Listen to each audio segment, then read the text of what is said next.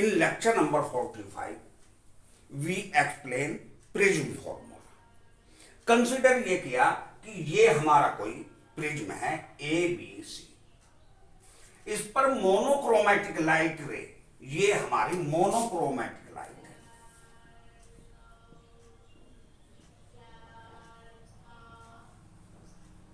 Monochromatic, ये monochromatic light रे जो है आकर इस पर इंसिडेंट होती है. और ये एंगल ऑफ इंसिडेंट इस प्रकार है कि ये जो है रिफ्लेक्टेड रे इसके बेस के पैरेलल होता है. जब ये बेस के पैरेलल है तो ये इधर चले गए, ये एंगल ऑफ इंसिडेंट, ये एंगल ऑफ रिफ्रैक्शन, और क्योंकि ये पैरेलल इसके है तो ये एंगल भी हमारा एंगल ऑफ रिफ्रैक्शन होगा. और ये जो नॉर्मल के साथ ये एंगल बना हुआ है ये है एंगल ऑफ एमर्जेंस. अब देखिएगा, अब हम यहां से quadrilateral A P M Q, इसमें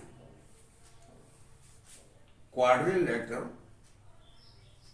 ए पी एम क्यू देखिएगा.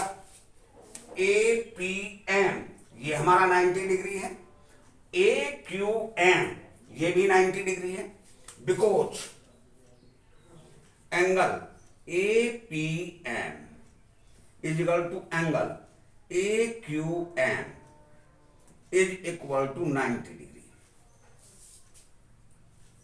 Implies it angle A plus angle M is equal to 180 degree. ये प्लस ये 180 डिग्री होगा क्योंकि sum of the interior angle of a quadrilateral is 360. अब आइएगा in triangle P M Q, इसमें now in triangle P M Q angle R plus angle M is equal to 180 degree. ये first equation, ये second equation. इसकी equation first और second से right hand side दोनों की बराबर है, इसलिए लेफ्ट हैंड साइड बराबर होगी. Implies it from equation first and second to angle R is equal to angle A. Implies it R is equal to 1/2 angle A. ये होगी हमारी थर्ड इक्वेशन. अब आइएगा इस ट्रायंगल, इसमें क्योंकि ये स्ट्रेट लाइन है और ये स्ट्रेट लाइन है, ये आर है, तो ये वाला एंगल होगा हमारा आई माइनस आर. इसी प्रकार ये एंगल होगा हमारा आई माइनस आर. यदि ये in triangle R P Q, इस ट्रायंगल में ये एंगल प्लस ये एंगल इज इक्वल टू इसके exterior angle 2 bracket R minus I minus R is equal to delta. जब ये पैरेलल इसके है तो ये जो एंगल है ये कहलाता है minimum deviation, angle of deviation, angle of deviation, angle of deviation. When implies it I minus R is equal to delta upon 2, but R is equal to A upon 2 implies it I is equal to A plus delta upon 2. When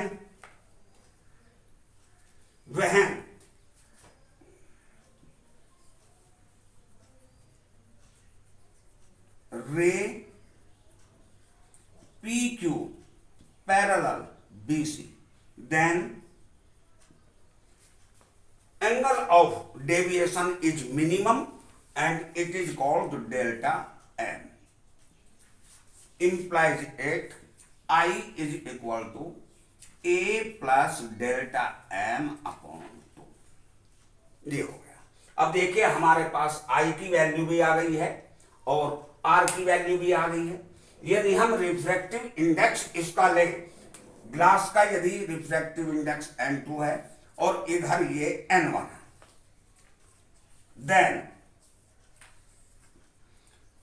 N2 upon N1 is equal to N21 is equal to sine I upon sine R implies it N21 is equal to, A के स्थान पर ये रखिएगा, sine A plus delta M upon 2 upon sine A upon 2।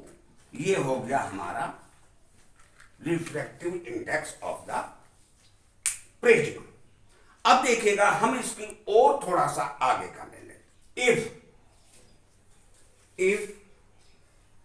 Angles are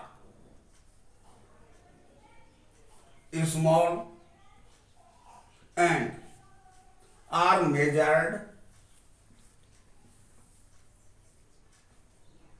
in radians।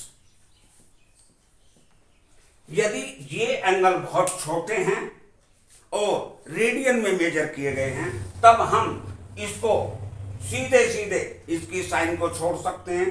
Then N2 upon N1 is equal to A plus delta M upon 2 upon A upon 2 is equal to A plus delta M upon A। अब हम इनकी cross multiply आपस में करें तो ये हो गया, implies it N2A is equal to N1A plus N1 delta M। इसको इधर ले जाए तो ये हो गया, implies it N2 minus N1A is equal to N1 delta M। यदि हम N1 से डिवाइड कर दें तब क्या होगा, delta M is equal to N2 minus N1 upon N1A implies it delta M is equal to N21 minus 1 into A। ये है हमारा minimum deviation angle, minimum angle of deviation. ये सीधा सा एंगल की फॉर्म में हमारा।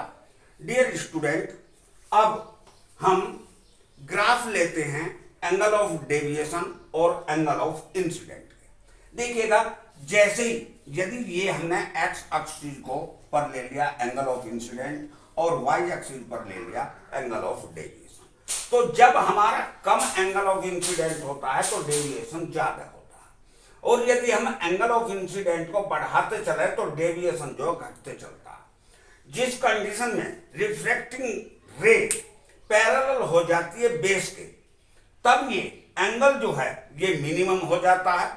यदि हम इस एंगल ऑफ इंसिडेंट को और बढ़ाना ये स्टार्ट कर दें तो एंगल ऑफ डेविएशन फिर से बढ़ना चालू हो जाता है। तो ये ग्राफ जो है हमारा बहुत ही इंपॉर्टेंट है। तो यहां पर जो है इसके लिए यदि हम यहां से ये कर दें तो ये हो गया हमारा delta M, angle of minimum deviation.